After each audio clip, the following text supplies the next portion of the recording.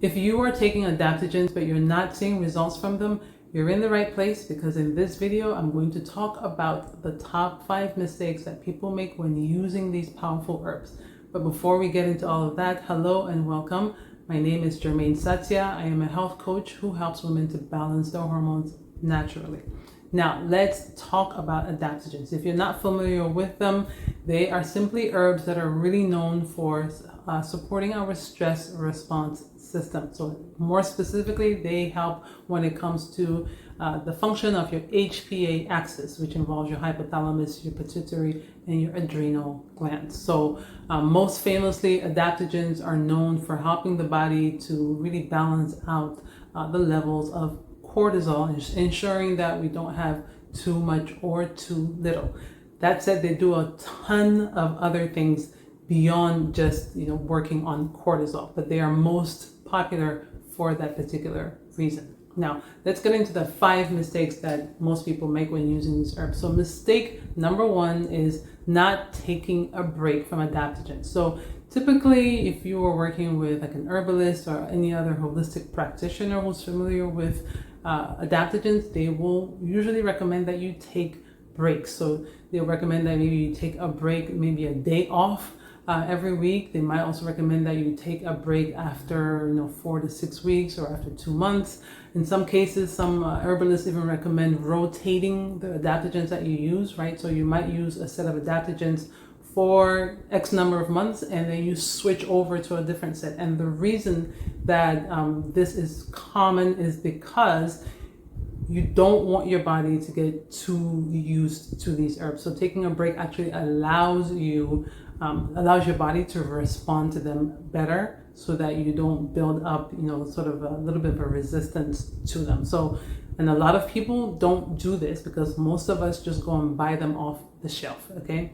So that's mistake number 1. Mistake number 2 has to do with not making dietary and lifestyle changes while using adaptogens. So for most of us, stress is either going to be food related or related more to our emotions, okay? So while you're taking adaptogens, you still want to make sure that you are actually working on addressing the underlying cause of the stress, all right? So if you are currently experiencing a lot of food related stress, then you want to make the dietary changes necessary to start eating foods that do not create that stress response. Typically things like processed foods, for example, you'd want to let those go, because if you take adaptogens but then you just keep on with the same eating habits, eventually the adaptogens will not be able to work all that well because you haven't actually stopped that incoming traffic of stress into your body. So you want to make sure that you're making the change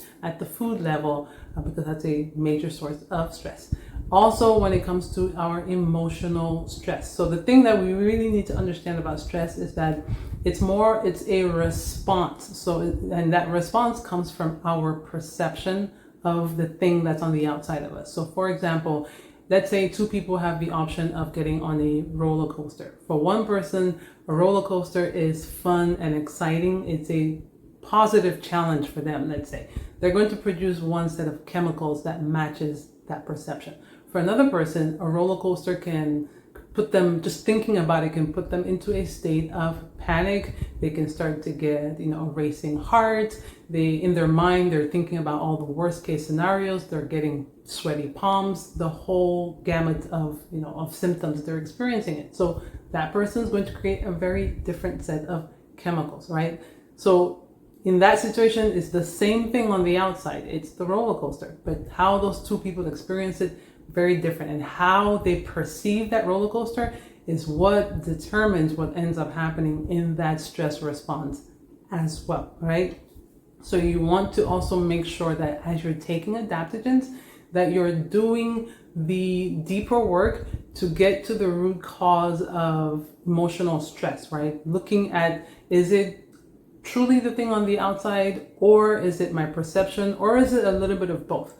But you want to have that awareness and start taking the necessary steps to make whatever changes need to be made. Because again, ashwagandha, maca, holy basil, whatever it is that you're taking as far as adaptogens is not going to step into your life and suddenly change the conditions, right? Those conditions are going to be there. So we're going to have to figure out, how we actually deal with those conditions that tend to trigger a strong emotional response from us. So you really want to make sure that you're looking at that, because just like with food related stress, if you don't address how you respond emotionally in the long term, then what's going to happen is that eventually the ashwagandha just can't do its job all that well, because again, you're still getting all of that incoming traffic when it comes to emotional stress.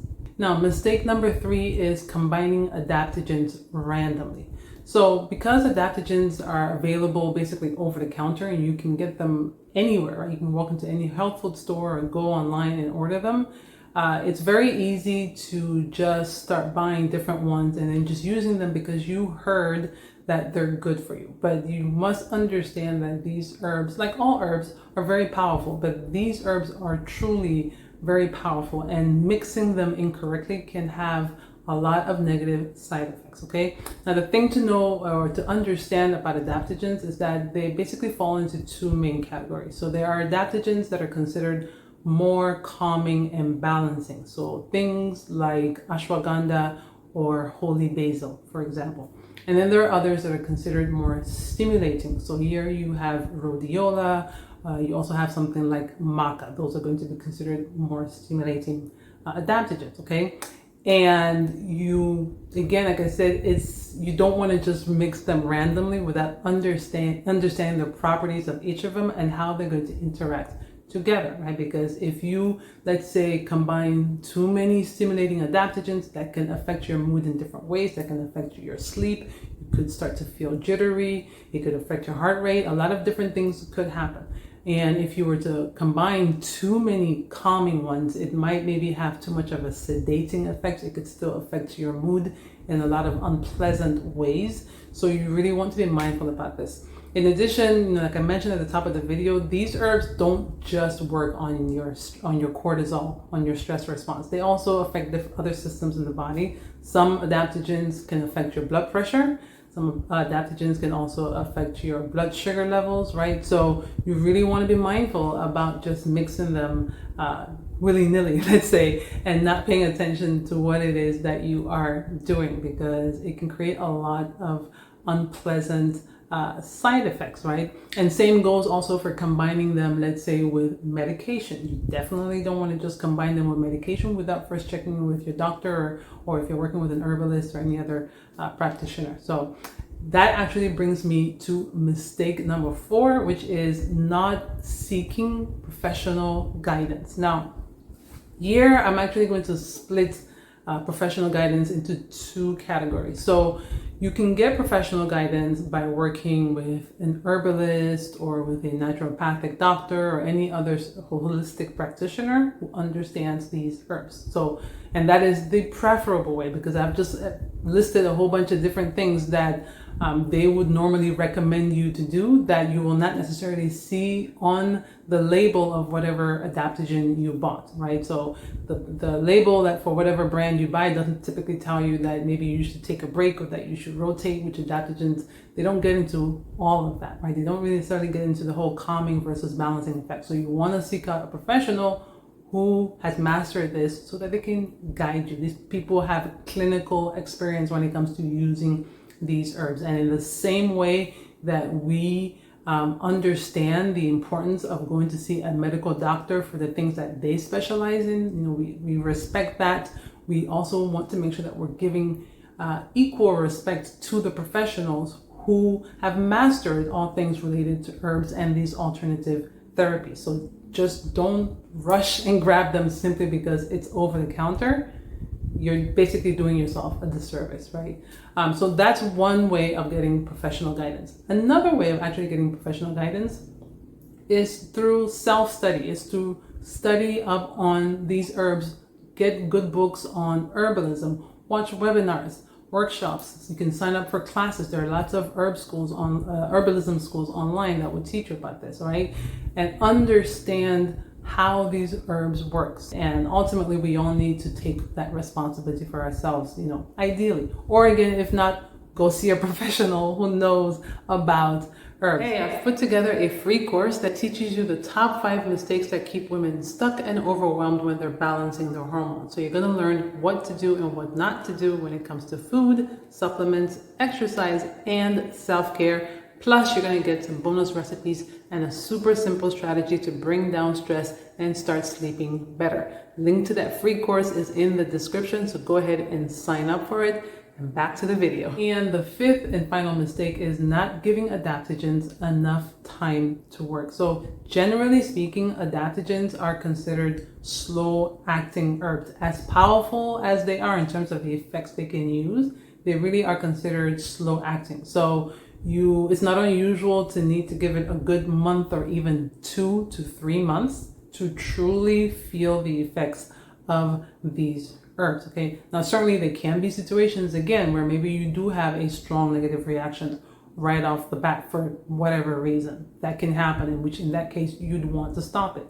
But if everything is, if it's the right herb for you, it can take a while for it to truly show you what it is capable of doing for you. So you want to make sure that you give it enough time, because sometimes people can give up on these herbs way too soon, thinking that they're not doing anything, or sometimes they can, in the short term, create some side effects that seem problematic but actually are not. And this is where, again, working with a professional, or if you've educated yourself through books, you would understand better that sometimes there can be maybe swings in your menstrual cycle for like the first 2 months when you're taking certain adaptogens, and that is just part of the normal experience or the normal process as your body adapts to that. But you won't know that if you're not, if you're not working with a professional, or if you're not really getting your information from the right place. Okay, so those are the top 5 mistakes related to how people use adaptogens. Okay,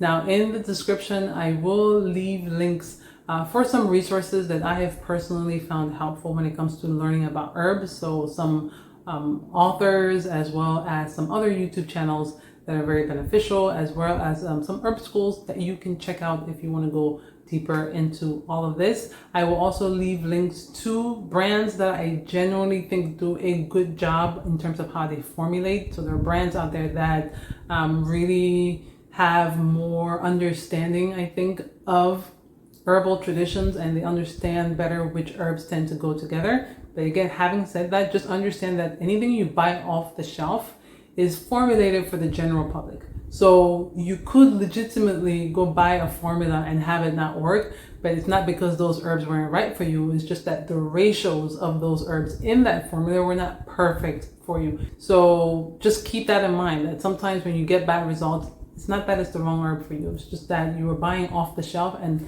there is just no way that one formula will work for everybody. It doesn't work that way with herbs. So bear that in mind. So that's it for this video. I hope that you found this information helpful. If you did, I would appreciate it if you gave it a thumbs up and gave it and share this with other people as well. If you have questions or any comments about this, I would love to hear what you have to say. So share them below, and don't forget to subscribe if you have not already. And I look forward to seeing you on the next video. Take care. Bye-bye.